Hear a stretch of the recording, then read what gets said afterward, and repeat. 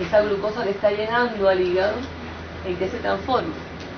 En glucógeno. Recuerden que en el hígado hay una enzima que fosforila la glucosa, que es la glucoquinasa, que es una exoquinasa hepática, la 4, es una isoenzima de las exoquinasas que fosforilan la glucosa, pero que la hepática en particular es inducida por la insulina, ¿recuerdan? Y tiene una Km para la glucosa, ¿de qué tipo? ¿Alta o baja? Necesita mucha o poca glucosa para funcionar. Mucha, por tanto, el valor de Km de ella es alto, alto. Recuerden que la Km es la concentración de sustrato necesaria para alcanzar la velocidad semimáxima. Entonces, una Km alta implica que hay poca afinidad por su sustrato. Necesita mucho sustrato para fosforilarlo. ¿Sí? Por tanto, esta enzima solo funciona ¿en qué condiciones? En posingesta, donde está llegando mucha cantidad de glucosa al hígado. ¿Okay? Y esa glucoquinasa es activada por la insulina. Mire qué cantidad de procesos activa la insulina. O sea, induce la síntesis de la glucoquinasa hepática, las enzimas de la glucogénesis o glucogenogénesis, que es lo mismo, ¿sí? Que es la biosíntesis de glucógeno, que es la glucogenosintasa, es activada por la insulina. ¿Activa qué otro proceso del metabolismo de la glucosa? También este proceso de acá. La glicólisis, las enzimas de la glicólisis. Bien, entonces, pero fíjense que aquí ponemos una cosa interesante. Ese piruvato que se genera a partir de la glicólisis pasa a la síntesis de triacilglicéridos. Ya lo vimos hace un momento. Nos referimos a esto. ¿Por qué? Porque el ATP está alto. ¿Está claro? Entonces lo que se está es transformando carbonos de la glucosa en glicerol fosfato y citrato acetil-CoA para generar triacilglicéridos. Eso ocurre en el hígado, en la posingesta. ¿Sí? Una parte importante de esos carbonos de la glucosa se transforma en glucógeno. Otra parte excesiva que está llegando después de la ingesta, pues se transforma a nivel de la glicólisis en carbonos para sintetizar lípidos en el hígado. Bien. Igualmente hay un proceso importante del metabolismo de la glucosa, que es la vía de pentosa fosfato, ¿se acuerdan? Que también es activado por la insulina en el tejido hepático, en todos los tejidos, y aquí estamos hablando de tejido hepático, y es importante en este tejido. Eso es en cuanto a la glucosa, los aminoácidos, fundamentalmente que están llegando al hígado a través de esta circulación. ¿Cómo se denomina esta circulación? Que viene del tejido intestinal al tejido hepático, ¿recuerdan? Es un tipo de circulación que tiene el hígado, que conecta al hígado con el tejido intestinal. El sistema digestivo es la circulación enterohepática. Es una circulación portal. ¿Sí? A través de esta circulación llegan muchos nutrientes al tejido hepático. Es el primer tejido que recepciona estos nutrientes de la dieta, o sea, productos de la digestión y la absorción. Y la mayor parte de estos aminoácidos pasa a la síntesis de proteínas. Estamos en la posingesta. Recuerden el pool de aminoácidos, cómo se mueve. Si es muy excesiva la ingesta, eso lo hemos hablado otras veces, de proteínas, estamos aportando una gran cantidad de aminoácidos por encima de los requerimientos, y entonces algunos se oxidan y sus carbonos pasan a la vía del ciclo de Krebs o a la gluconeogénesis. Pero eso no es lo que predomina de manera importante en la posingesta, puesto que en la posingesta el pool de aminoácidos se desplaza básicamente esos aminoácidos para la síntesis de proteínas, en este caso proteínas tisulares. Aquí estamos viendo este proceso que habíamos hablado hace un ratito. Esos triacilglicéridos hepáticos pasan a la síntesis, a la formación a nivel hepático de una lipoproteína importante, que son las VLDL. Estas VLDL ricas en triacilglicéridos pasan a vía sanguínea, y a través de la vía sanguínea llegan a tejido muscular y a tejido adiposo. Recordemos eso. ¿Qué enzima del endotelio de estos tejidos? Estamos haciendo un ejercicio, ¿cierto? ¿Qué enzima endotelial degrada los triglicéridos, triacilglicéridos provenientes de los kilomicrones y también de las VLDL en tejido adiposo y en tejido muscular? La lipasa de lipoproteínas. Esa enzima degrada esos triacilglicéridos y en tejido adiposo un producto que son los ácidos grasos se va a transformar, como vemos aquí, otra vez esos ácidos grasos que están llegando se van a transformar en triacilglicéridos porque se van a esterificar al glicerol fosfato que es aportado aquí por quién, por la glucosa que está llegando al tejido adiposo. Miren la integración metabólica, la estamos viendo ya. Miren cuántos tejidos hay ahí. Tejido pancreático, tejido intestinal, tejido hepático, tejido adiposo, tejido muscular. Estamos viendo toda la integración. Endotelio, tejido sanguíneo, porque están viajando por vía sanguínea muchos complejos. En tejido adiposo, está llegando aquí carbonos de la glucosa que se transforman en L-alfa glicerofosfato y están llegando ácidos grasos a través de estas lipoproteínas que se van a esterificar a ese glicerol y va a formar triglicéridos y se van a almacenar. Estamos en la posingesta. Esa glucosa igualmente está llegando aquí al sistema nervioso que continúa utilizándola para sus funciones. El sistema nervioso funciona y consume, recuerden, ATP las 24 horas del día, estando nosotros dormidos, despiertos, en cualquier condición metabólica. Estamos consumiendo una gran cantidad de energía a nivel del sistema nervioso. Y por tanto la glucosa siempre va a estar en función fundamentalmente del aporte energético. Pero no solo. Recuerden que el sistema nervioso también es un sistema muy rico en triacilglicéridos. Por tanto, esos carbonos de la glucosa en el sistema nervioso también van a pasar a formar ácidos grasos y sobre todo, todos los lípidos, pero sobre todo los lípidos complejos llamados, que son los esfingolípidos, ¿bien? Fosfatidilgliceroles también, y el colesterol.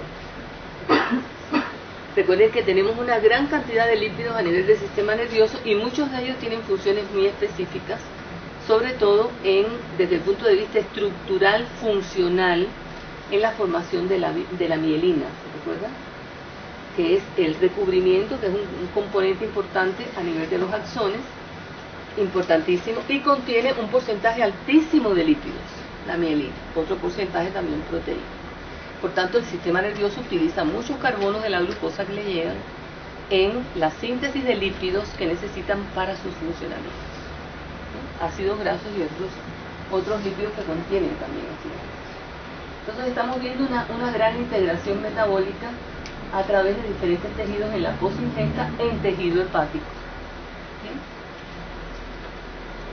Sin embargo, en periodos interalimentarios, ayuno específicamente, hay otra hormona que está liderando procesos metabólicos, que es el glucagón, hormona también pancreática. Y a nivel del tejido hepático, ¿qué procesos van a predominar o predominan? Vamos a ponerlos ahí.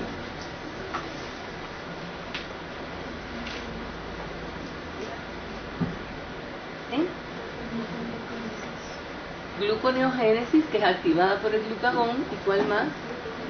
Y glucogenólisis. Son dos procesos que van a predominar mucho en tejido hepático. Pero en estas condiciones sucede algo interesante. Ese glucagón no solamente es reconocido por los receptores, sus receptores a nivel hepático, sino tiene receptores en tejido adiposo. ¿Qué pasa en tejido adiposo? Con esa interacción del glucagón. Tejido adiposo. Lipólisis. Activa la lipasa sensible a hormonas, enzimas reguladoras de la lipólisis, la degradación de los triacilglicéridos. Y esos productos, sobre todo los dos, ácidos grasos y glicerol, ¿hacia dónde van en estas condiciones? Vemos ahí. Al hígado. El glicerol, ¿a qué proceso se incorpora en el hígado? Gluconeogénesis. ¿Y ácidos grasos a cuál? Beta-oxidación. Recuerden siempre que la beta-oxidación es el principal proceso que aporta energía al hepatocito. El hepatocito no consume mucha energía de la glicólisis, sino de la beta-oxidación. Es muy dependiente de la beta-oxidación. Porque la beta-oxidación aporta energía al hígado para sintetizar glucosa para la gluconeogénesis, que es un proceso anabólico, aunque predomine aquí en estas condiciones. Es anabólico porque es la formación de glucosa, la gluconeogénesis, a partir de compuestos que no son glúcidos. Los cetoácidos de los aminoácidos, el glicerol, estamos viéndolo ahí, el lactato, el piruvato, son compuestos que no son glúcidos y se transforman en el hígado en glucosa. Pero como proceso anabólico consume energía. La energía se la aporta a la beta-oxidación hepática. Por tanto, esos ácidos grasos que están llegando desde el tejido adiposo le están aportando energía a la gluconeogénesis. Pero también esa beta-oxidación, ¿qué genera? ¿Qué otros compuestos importantes en estas condiciones? Los cuerpos cetónicos, que son fuentes de energía para tejidos extrahepáticos. Cetogénesis es hepática. Formación de cuerpos cetónicos a partir de acetilco. Predomina en estas condiciones. Pero resulta que el hígado no los utiliza, los exporta como exporta la glucosa. Y esos cuerpos cetónicos que llegan a tejidos extrahepáticos pasan al proceso de cetólisis en tejido muscular, en sistema nervioso, en todos los tejidos que están las enzimas de la cetólisis, pero estos son fundamentalmente los que más la utilizan. Hay tejidos que tienen una preferencia en la utilización tanto de ácidos grasos como cuerpos cetónicos sobre la glucosa para su metabolismo, como es la corteza suprarrenal, por ejemplo. Las gónadas también utilizan bastante estos cuerpos cetónicos, el tejido cardíaco, el músculo cardíaco. Son tejidos que utilizan eficientemente los cuerpos cetónicos y también los ácidos grasos como fuente energética. Entonces, es importante tener claridad que los cuerpos cetónicos no van a estar nunca en grandes cantidades en el plasma, en la sangre, en condiciones de salud, por una razón elemental, porque se sintetizan en el hígado, pero son utilizados, oxidados en tejidos extrahepáticos. Por tanto, la detección de cuerpos cetónicos en orina nuestro, condiciones de salud en general en la población, no es fácilmente detectable a nivel urinario, porque son trazas lo que se elimina, ya que se utilizan rápidamente en tejidos extrahepáticos. Esta condición cambia en situaciones de enfermedad, como es la anorexia, como es, por ejemplo, la diabetes mellitus no controlada, sobre todo la tipo 1, se caracteriza por cetonuria, hipercetonemia y aliento cetónico. Es lo que se denomina cetosis o cetoacidosis. Se ve tanto en la anorexia como se ve también en las situaciones de hipoglicemia en general, como se ve también en la diabetes mellitus, sobre todo tipo 1, ya que los efectos metabólicos de la insulina no se dan. Si miramos aquí la panorámica de los procesos metabólicos, y es bueno que ustedes siempre revisen estas presentaciones, analicen lo que está aquí presentado, de acuerdo a lo que ustedes saben, ¿sí? Para que vayan interpretando mejor qué está sucediendo y esa integración metabólica, cómo se da. Analicen qué sucedería, o qué en general sucede, teniendo en cuenta este análisis previo que hicimos con la insulina, qué procesos en un paciente que carece de secreción de insulina, el diabético tipo 1 puede no secretar en absoluto insulina, o el diabético tipo 2 que tiene trastornos sobre todo en la recepción de la señal de la insulina, tiene la llamada resistencia a la insulina. ¿Qué procesos no se van a dar? O sea, de ahora en adelante ustedes pueden ir entendiendo qué sucede en condiciones de enfermedad. La insulina no favorece la lipólisis, ni la síntesis de cuerpos cetónicos, ni la degradación, porque no favorece la lipólisis. La lipólisis es lo que aporta los ácidos grasos, y los ácidos grasos son los que aportan la acetil-CoA para la cetogénesis. Por tanto, ese proceso no es activado por la insulina, al contrario, es inhibido, normalmente. Entonces, ¿qué sucede cuando no hay secreción de insulina? Este proceso, entre otros muchos, también se eleva. Es importante tener claridad qué proceso activa una hormona que inhibe esa hormona. Ese es el proceso contrario. La insulina activa glicólisis, por tanto, ¿cuál es el efecto de la insulina en la gluconeogénesis? Inhibidor. mientras que el glucagón activa la gluconeogénesis y no la glucólisis. Digo glucagón igual que otras hormonas, adrenalina, CTH, noradrenalina. Las particularidades del tejido hepático, también desde el punto de vista anatomo-funcional, es importante que la tengan clara. En esta diapositiva está bien representada. Las características del endotelio en tejido hepático tienen sus particularidades, a diferencia de del tejido endotelial en otros órganos. Aquí existe una distribución anatómica muy específica, puesto que este tejido recibe circulación de la circulación general a nivel de la vena porta, también a nivel enterohepático, y a nivel de la circulación de la arteria hepática específicamente. Entonces, por lo tanto, tiene afluencias desde el punto de vista de los nutrientes, de los compuestos sanguíneos, de diferentes áreas, de diferentes tejidos, de diferentes procesos. Tenemos también los llamados conductillos biliares, el conducto biliar. Ese conducto biliar finalmente drena su contenido en la vesícula biliar. Todo este conducto biliar contiene el llamado jugo biliar, que no solamente contiene la bilirrubina, que también la contiene la bilirrubina conjugada, pero también contiene, recuerden, las sales biliares y otros componentes como iones, por ejemplo, como calcio. Entonces, ustedes van a ver mucho las enfermedades asociadas a trastornos de esta excreción biliar. Ustedes lo van a ver con bastante frecuencia en su práctica médica, y es importante conocer estas características anatómicas para poder entender qué sucede cuando se altera esa arquitectura hepática en las diferentes enfermedades. Una muy frecuente es la cirrosis hepática. Ustedes lo verán más adelante, la importancia que tiene, pero para entenderlo debemos conocer primeramente en condiciones de salud cómo es esa arquitectura hepática normal, para poder entender qué pasa en situaciones de enfermedad. Este es un resumen general que ustedes deben revisar en cuanto a procesos metabólicos importantes, qué procesos llegan qué metabolitos llegan al hígado, que aportan energía, y también síntesis de cuerpos cetónicos, que genera el hígado para otros tejidos, tanto cuerpos cetónicos como glucosa, y la transformación de una gran cantidad de moléculas en moléculas no tóxicas. Aquí vemos también como un resumen de los procesos de detoxificación hepática. En condiciones de salud, la detoxificación siempre, la detoxificación de la bilirrubina, la detoxificación del amonio, son procesos que ocurren siempre en el hígado, pero también una gran cantidad de otros compuestos, como son por ejemplo los fármacos, ¿sí?, que se detoxifican a nivel hepático. Esas reacciones de detoxificación tienen dos fases. La primera fase resume una serie de reacciones que sufren algunos de estos compuestos, como son reacciones de oxidación, reducción, hidrólisis, hidratación, entre otras, y en muchas ocasiones, en algunas ocasiones, esa primera fase genera un metabolito a veces más tóxico que el inicial.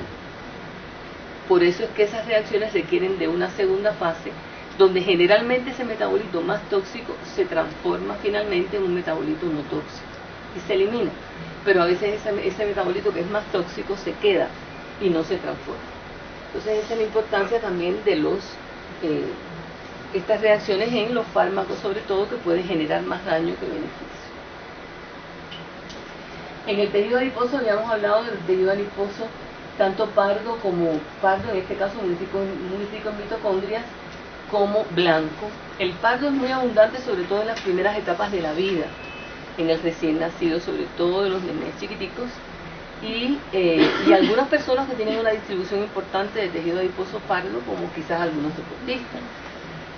Al tener una gran cantidad de mitocondrias, este tejido tiene una relación muy importante en el mantenimiento de la termogénesis, ¿sí?, puesto que esa cantidad de mitocondrias implica que se genere una mayor cantidad de calor endógeno.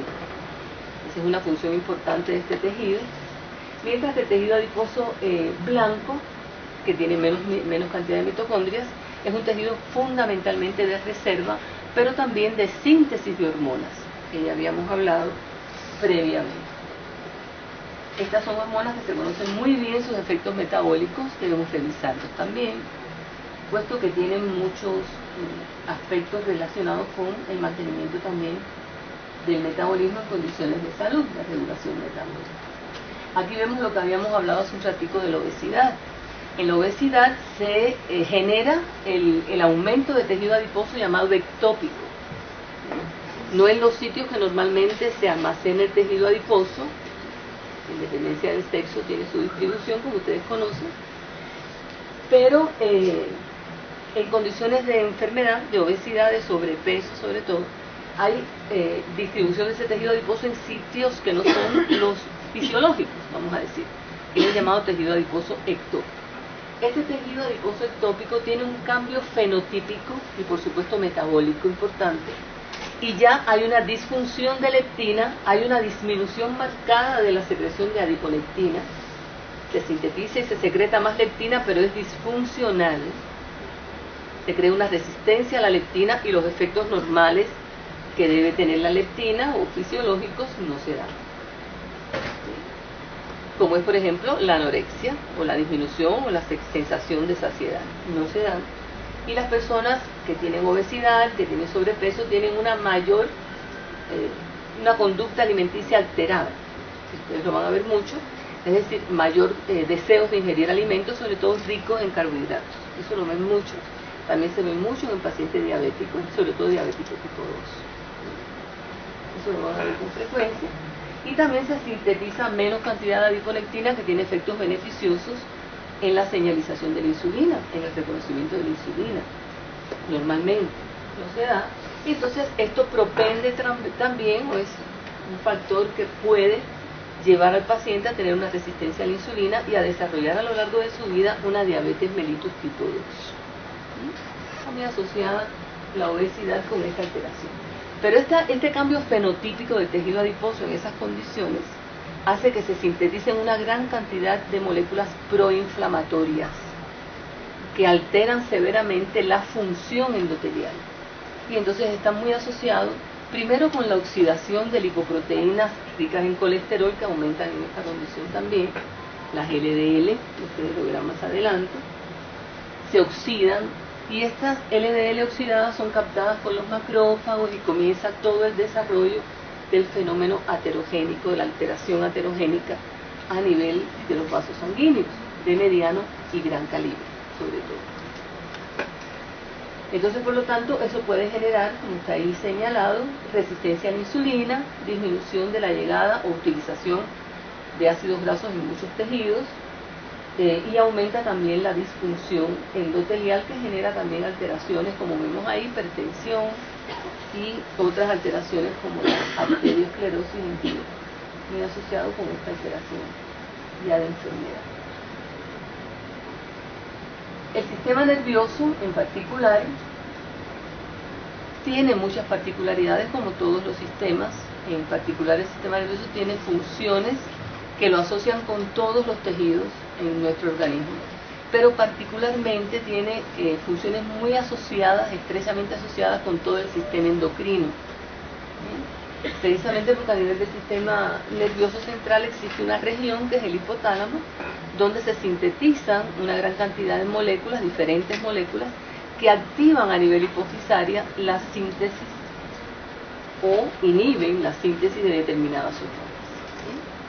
Por tanto, este eje hipotálamo, hipófisis y sistema endocrino en general, resto de las glándulas endocrinas, tiene supremamente mucha importancia para la regulación metabólica, como podemos imaginar, y la alteración de este sistema puede llevar también, o alteración del sistema endocrino, puede llevar consigo también alteraciones de las funciones del sistema nervioso, que son numerosas las funciones asociadas con el área del conocimiento, en particular las funciones cognitivas, sensoriales, motoras. Son numerosas las funciones del sistema nervioso y por tanto la integridad funcional de este sistema es vital para el mantenimiento de la salud. Aquí vemos algo que es muy importante que lo tengamos todos en cuenta. Cuando comienzan a aparecer síntomas, más o menos signos de alteración neurológica y muy asociados con los niveles plasmáticos de glucosa. Fíjense la dependencia que tiene el sistema nervioso del aporte normal de glucosa para mantener sus funciones. Ya cuando comienza a bajar, ya empiezan a aparecer síntomas, a veces vagos en general, pero ya cuando baja mucho puede incluso llegar al punto más bajo que hay muerte encefálica. Hay diferencias, el coma, la persona tiene disminución o ausencia de respuesta a los estímulos, pero todavía tiene actividad nerviosa, actividad cortical, ¿bien? Puede recuperarse. Pero cuando hay muerte encefálica ya la persona no tiene ninguna actividad neurológica, no tiene actividad cortical y por lo tanto las funciones no se recuperan. ¿Sí? Es una gran diferencia entre una situación y la otra. Y eso se da muy asociado también se puede ver con los niveles plasmáticos de glucosa. También tenemos que tener mucha claridad en cuanto a la composición y función de la barrera hematoencefálica. La barrera hematoencefálica implica también estructuras asociadas con los vasos sanguíneos, con el endotelio de los vasos sanguíneos del sistema nervioso central y tiene sus particularidades de permeabilidad. La barrera hematoencefálica, si se mantiene la integridad de permeabilidad, pues eso no tiene problemas. En los niños muy inmaduros, esa estructura todavía no está totalmente bien construida, pudiéramos decir, de manera general, y eso puede hacer que se presenten alteraciones también desde el punto de vista metabólico en un niño recién nacido, muy pretérmino, muy inmaduro, que implica que todo su desarrollo pues hay que controlarlo mucho para que no haya alteraciones, precisamente porque esta es una barrera muy selectiva para el paso de moléculas que tiene mecanismos de transporte muy específicos y eso determina esa regulación, ese flujo de nutrientes, de iones entre la sangre y el sistema nervioso central. Su integridad es fundamental. Aquí tenemos algunas funciones, aquí tenemos unas células que son los astrocitos, que tienen una función vital en el mantenimiento de la homeostasia a nivel del sistema nervioso, puesto que los astrocitos generan una gran cantidad, sobre todo de nutrientes. Incluso se plantea en artículos bastante recientes que la gluconeogénesis no es muy intensa, es bastante baja en los astrocitos, pero ocurre, las enzimas están ahí, en los astrocitos. Pero adicionalmente en los astrocitos también se genera una molécula, no la vemos ahí representada, pero ustedes recuerden que lo hemos hablado, que es el glutatión. El glutatión es la principal defensa antioxidante que tenemos y los astrocitos aportan glutatión a las neuronas. ¿Por qué es tan importante esta defensa antioxidante en el sistema nervioso, en las células del sistema nervioso? ¿Por qué? Porque ahí tiene una actividad oxidativa altísima. La glicólisis en el sistema nervioso es importante, pero la respiración celular lo es también. Y al tener una gran actividad oxidativa se generan una gran cantidad de especies reactivas de oxígeno, que no solamente se generan en esos procesos, sino también en la síntesis de neurotransmisores. ¿Bien? Por lo tanto, la actividad oxidativa del sistema nervioso implica que necesite, tenga una dependencia mayor de todos estos sistemas antioxidantes. Los astrocitos aportan glutatión a la neurona, disminuyendo la tasa de estrés oxidativo en las neuronas, con lo cual protege las neuronas y por tanto la integridad y las relaciones que se dan entre estas células a nivel del sistema nervioso es fundamental para el mantenimiento de las condiciones de la salud. Hay muchos aminoácidos con funciones muy relevantes en el sistema nervioso, ya lo vimos en la clase de nitrogenado, recuerden. El glutamato no es un aminoácido esencial, sin embargo es un neurotransmisor excitatorio, pero además es precursor del gamma aminoglutírico o butirato, que es un inhibidor de la transmisión sináptica, el gamma. Entonces fíjense la importancia que tiene el glutamato y por tanto el mantenimiento de sus concentraciones están muy asociadas también en el aporte de esos carbonos que pueden provenir perfectamente, como vemos ahí, también de la glucosa y por lo tanto de intermediarios del ciclo de Krebs. Este mecanismo para ustedes tiene mucha importancia. Este es un mecanismo de anticorte que tiene el sistema nervioso, la forma que tiene el sistema nervioso de eliminar amonio que se genere ahí en sus propias células o que puede provenir de vía sanguínea, es la transformación del glutamato, su condensación con amonio y la generación de glutamina. Como vemos ahí, es un proceso ligado, como vemos ahí, directamente al consumo energético. Es un proceso de detoxificación también amoniacal, pero de tejidos extrahepáticos, ¿sí? Aunque puede ocurrir también en el hígado. La síntesis de glutamina. La salida de glutamina del sistema nervioso está acoplada, aquí lo vemos, a la entrada de aminoácidos aromáticos y aminoácidos ramificados. Los aromáticos son fenilalanina, tirosina, triptófano. La tirosina es parcialmente esencial, pero recuerden que la tirosina es precursora en el sistema nervioso de neurotransmisores excitatorios. Dopamina, L-dopa, noradrenalina, adrenalina también. El triptófano es precursor en el sistema nervioso de la síntesis de serotonina, 5-hidroxitriptamina. Tienen mucha importancia por ese lado, pero al ser esenciales, 2 de los 3 aromáticos, parcialmente esencial la tirosina, son precursores de las proteínas. Por tanto, el neurodesarrollo en un niño depende mucho de la llegada de aminoácidos esenciales al sistema nervioso. Este mecanismo es importantísimo para el desarrollo general, particularmente neurológico, en los niños, en los recién nacidos y en los niños. Y los aminoácidos ramificados no son precursores de neurotransmisores, pero son esenciales, valina, leucina e isoleucina, para la síntesis de proteínas cerebrales. Fíjense la importancia que tiene este mecanismo. Ustedes van a ver alteraciones de este antiporte o de esta entrada y salida de compuestos en el sistema nervioso central en diferentes enfermedades, del adulto y del niño. Por eso para ustedes es importante tener claridad en esto, mucha claridad en esto. Saber que cuando empieza a aumentar mucho el amonio, se consume mucho glutamato que no puede pasar entonces ni a hacer sus funciones ni a formar GABA. Y tiene que sacarse y sintetizarse a partir del alfa-cetoglutarato del ciclo por transaminación. Por tanto, el aporte energético empieza a caer. Eso se ve en la hiperamonemia asociada a la cirrosis hepática. Deben ir viendo ya. Y la encefalopatía en la cirrosis está asociado tanto a esto como a la entrada excesiva, sobre todo de aminoácidos aromáticos. Eso lo van a ver más adelante. Aquí estamos viendo también la dependencia de la función del sistema nervioso con el gradiente iónico, importantísimo también. O sea, hay una gran cantidad en estos momentos que se conocen de canalopatías asociadas a esos trastornos en el aporte de iones a diferentes tejidos. Hay muchas. Y en el sistema nervioso ya hay una serie de enfermedades neurológicas que están bastante asociadas, se conoce bastante a nivel molecular, de alteraciones de canales específicos.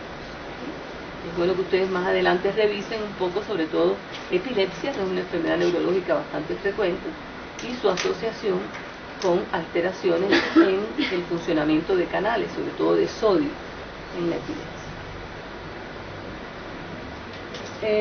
En cuanto al endotelio, finalmente, el endotelio regula, como ya dijimos, una gran cantidad de procesos y el mantenimiento del tono vascular es regulado por el endotelio. En ese mantenimiento del tono vascular inciden una serie de fuerzas mecánicas, hemostáticas, que intervienen en esta regulación, pero sobre todo muy asociado con la producción de esta molécula, que es el óxido nítrico. El óxido nítrico se considera hace mucho tiempo ya como una hormona. Es de naturaleza gaseosa, su vida media es muy bajita, segundos, pero se transforma rápidamente en nitratos o nitritos que sí pueden ser detectados. Sus efectos son de vasodilatación, se sintetiza a partir del aminoácido arginina, como vemos ahí, y el efecto metabólico que se da del óxido nítrico es activación de la guanilato ciclasa, la liberación de GMP cíclico, con lo cual se produce la relajación de la fibra muscular lisa en los vasos sanguíneos. Entonces eso favorece la vasodilatación. Se pueden producir alteraciones en la secreción del óxido nítrico en las disfunciones endoteliales. Pero esa es una función importante del endotelio, es la única.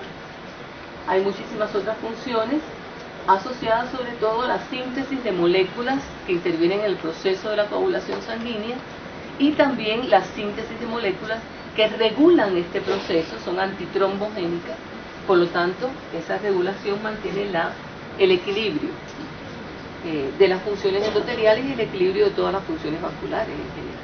Son muchísimas funciones que debemos revisar. Ustedes tienen este libro de texto. En este libro de texto están todas las funciones explicadas de todos y cada uno de estos tejidos, para que puedan hacer una muy buena integración. Y justamente me gustaría saber si revisaron las situaciones que están aquí planteadas, un poquito. Por ejemplo, podemos encender la luz un momentito allá, porque hemos estado a lo largo de toda la clase discutiendo con ustedes. Muchos de ustedes participaron, muchos recuerdan muchos aspectos, no todos, pero me gustaría saber si tienen claridad. Pienso que sí. ¿Cómo les ha parecido el metabolismo ahorita?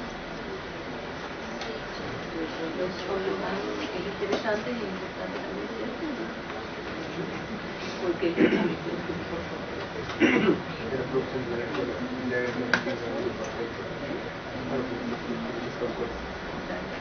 tenemos esa regulación metabólica en exceso, en defecto. Por ejemplo, aquí en la ingesta de alimentos proporciona al organismo de manera inmediata la energía suficiente para mantener su estabilidad.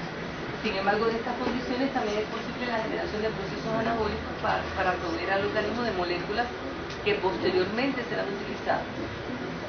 ¿Qué moléculas? Por ejemplo, el tejido hepático. En la ingesta, en la posingesta, se generan moléculas que posteriormente son utilizadas por otros tejidos.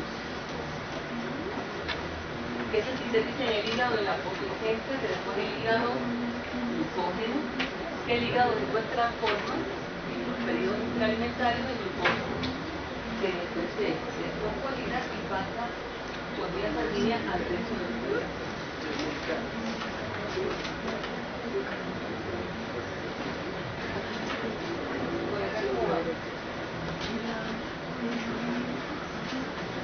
¿Qué otras moléculas se sintetizan en otro tejido diferente al hígado que se utilizan después en los periodos interalimentarios por algunos tejidos? En el hígado se sintetizan grupos cetónicos que son utilizados, pero generalmente recuerden que tanto la cetogénesis como la cetolisis se producen en la misma condiciones similares, que son los periodos interalimentarios, el ayuno, la actividad física, recordamos. Pero otro compuesto, que otro tejido triglicéridos que almacena el tejido adiposo, ¿cierto? Y posteriormente en periodos interalimentarios, en la actividad física, se activa la lipólisis. Y esos productos, sobre todo ácidos grasos, pueden pasar al tejido muscular, de hecho pasa, y algunos tejidos musculares lo utilizan muy eficientemente. Y aportan energía en esos periodos que lo necesitamos. Es importante tener esa claridad de ese dinamismo metabólico.